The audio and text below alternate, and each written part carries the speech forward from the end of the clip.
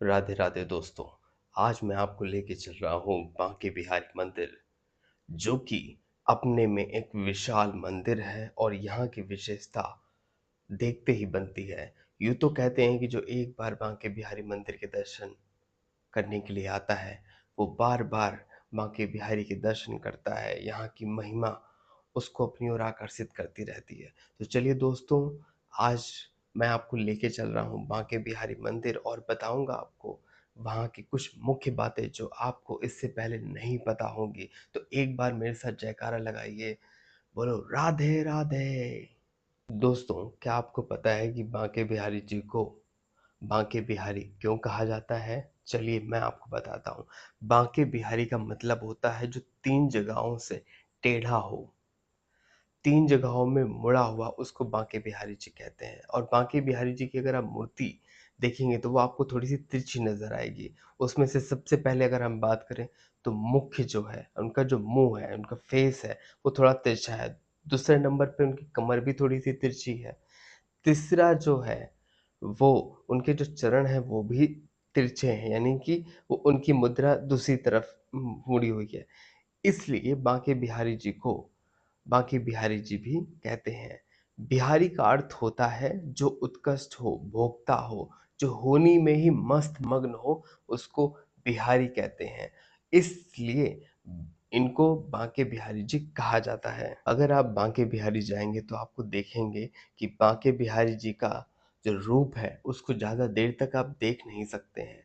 2 से 3 सेकंड के बाद पर्दा डाल दिया जाता है। दोस्तों, ऐसा इसलिए किया जाता है कि कुछ समय पहले एक भक्त मंदिर में आया। वह बार-बार प्रभु को देख रहा था। एक बांके बिहारी जी का अनन्य भाव ठाकुर जी के दर्शन करने आया और इसकी भव विभोग ठाकुर जी को पुकारा। बांके बिहारी जी उसकी प्रार्थना सुन के उसके पीछे उसके घर चले गए। दोस्तों, अगर आप बांके बिहारी मंदिर जाते हैं तो आप देखेंगे कि वहाँ पर आप ज़्यादा देर तक बांके बिहारी जी को नहीं देख सकते हैं, क्योंकि 2-2 सेकंड पे पर्दा पड़ जाता है। ऐसा दोस्तों इसलिए होता है क्योंकि वहाँ का मानना है, वहाँ के पुजारियों का मानना है कि श्री कृष्ण जी को नज़र ना लग जाए, इसलिए पर्दा डाला जाता है। वैसे एक पुरानी कहावत भी है कि एक भक्त सामने प्रभु को देख रहा था, बांके बिहारी जी को एकटक से देख रहा था, फिर उसने प्रभु को पुकारा और उसके बाद वो वहाँ से चला गया और प्रभु उसके पीछे-पीछे चले गए। इस तरह की 2 घटनाओं के कारण वहाँ पर 2-2 बार 2-2 सेकंड में पर्दा डाला जाता है। बांके बिहारी मंदिर की एक ख़ास विशेषता है कि आप जब भी बांके बिहारी जाएँगे, तो आपको बांके बिहारी जी के चरण कभी दिखाई नहीं देंगे। वो साल में सिर्फ़ 1 बार दिखाई देते हैं, अक्षय तृतीया के दिन। बांके बिहारी जी को पूरे उनके शरीर में चंदन लगाया जाता है, चंदन का लेप किया जाता है और उसके बाद उन्हें वेशभूषा पहनाई जाती है। उस दिन प्रभु के चरण दिखते हैं, सिर्फ़ साल में 1 बार। दोस्तों, आपको एक बात जानकर और हैरानी होगी कि बांके बिहारी जी को इत्र बहुत पसंद है। तो जब भी आप बांके बिहारी जाएँ, प्रसाद चढ़ाएँ, फूल मालाएँ लें, तो आप एक छोटी-सी इत्र की शीशी भी प्रसाद में ज़रूर रखें। ऐसा करना आपके लिए बहुत शुभ होगा। बांके बिहारी मंदिर में जो श्री कृष्ण जी की मूर्ति है, वो बाल स्वरूप में है, एक छोटे बच्चे के रूप में है।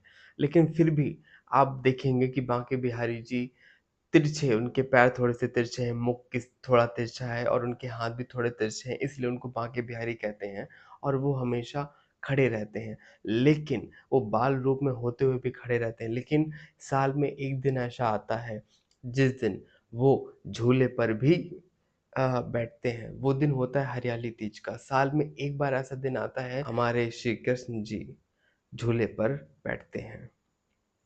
दोस्तों, एक आखिरी बात मैं आपको बताने जा रहा हूँ जो कि बहुत ही विशेष है।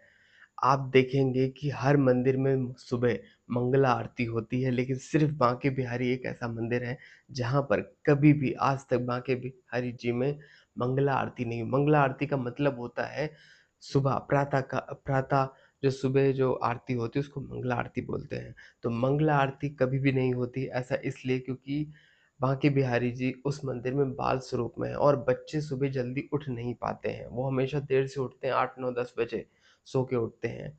इसलिए उन्हें डिस्टर्ब ना हो, उन्हें तकलीफ ना हो, इसलिए कभी भी अर्ली मॉर्निंग वहाँ पे 4-5 बजे कोई मंगला आरती नहीं होती है। बांके बिहारी मंदिर का जो मुख्य द्वार है या दर्शकों को दर्शन करने के लिए सुबह 8 बजे गर्मियों में या सर्दियों में 9 बजे कपाट खुलते हैं। दोस्तों, अगर आपको हमारा ये वीडियो अच्छा लगा है तो प्लीज़ लाइक करिए, शेयर करिए, कमेंट करिए। मिलते हैं एक नए वीडियो के साथ। अपना ख्याल रखिए, खुश रहिए। राधे राधे दोस्तों।